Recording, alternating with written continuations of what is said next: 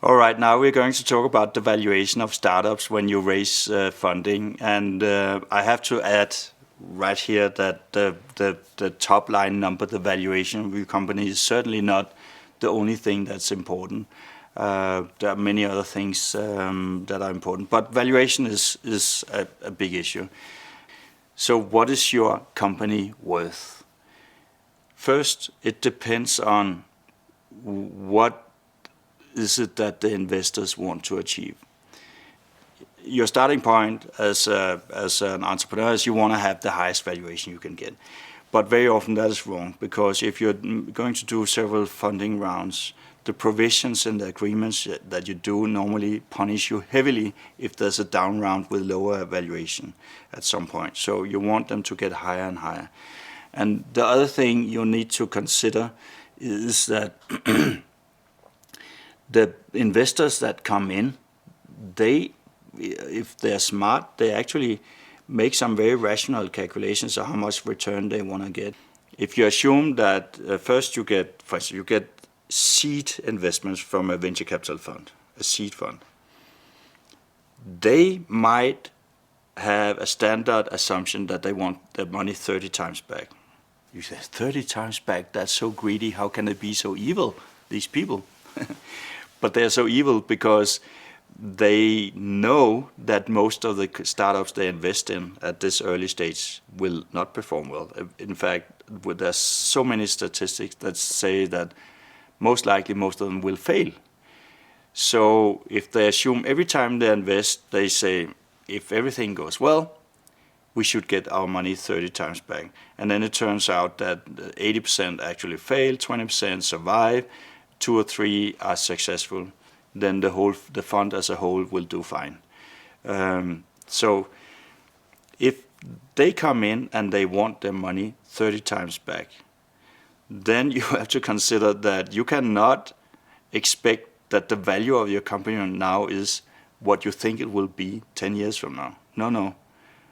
It might be at 3% of what you think it will be 10 years from now. Otherwise, it doesn't make sense for those investors. So what happens is you have the first generation investors that want really high return. And then later, when you have a product market fit, you have some traction, the risk is a bit lower. You have some investors that come in.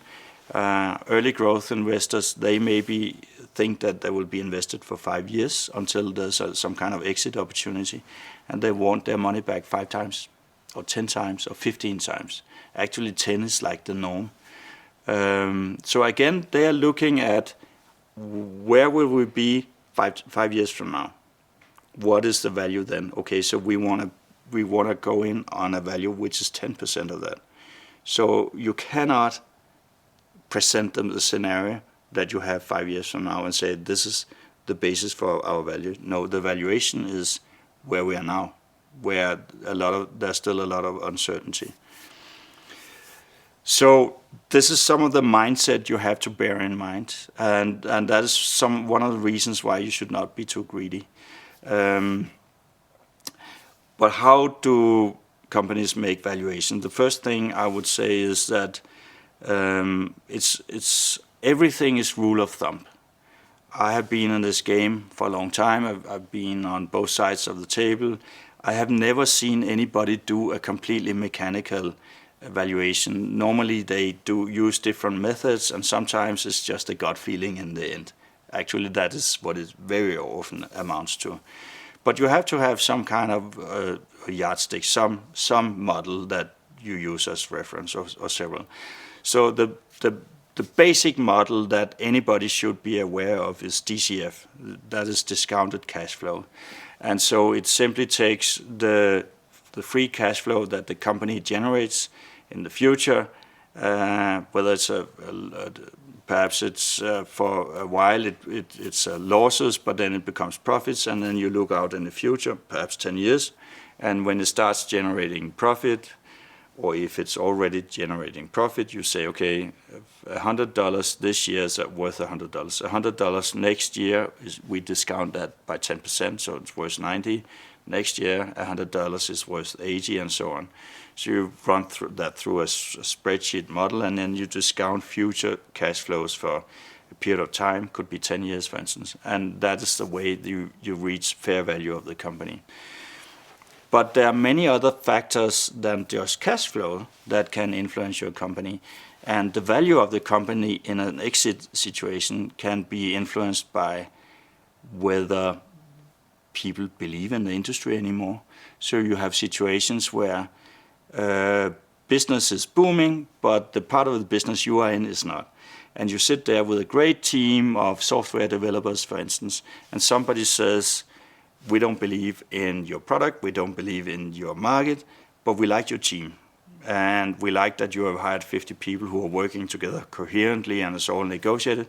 So we'd like to buy your company for $500,000 to get team. You get almost nothing for that, but at least you save face, you avoid a bankruptcy, and somebody takes over the team and everybody's reasonably happy. And then it goes all the way from there to the financial investors who, as I said, want a financial return.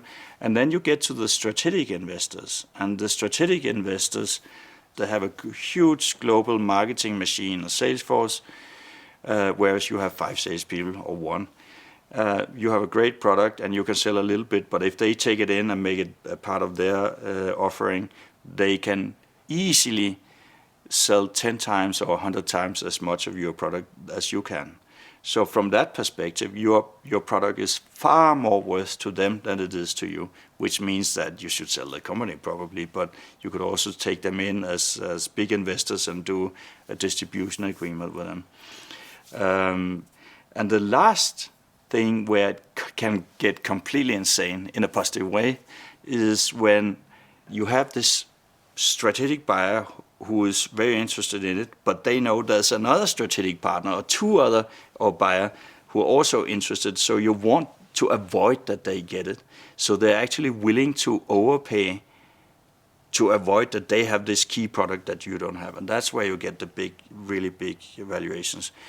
And because of these factors that are not discounted cash flow related, DCF related, very often analysts look at something else which is called comparables or peers.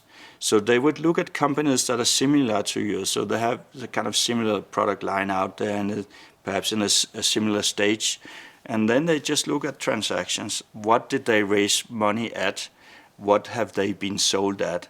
And then they say, okay, so this is what apparently where the market is for this kind of companies. And you can often see that the DCF analysis is here, but the peer analysis is here or is here. And that is important information. So any investment bank that has to do a valuation that I've ever encountered or worked with will at least come with these 2 different valuation methodologies and come with typically 2 quite different numbers.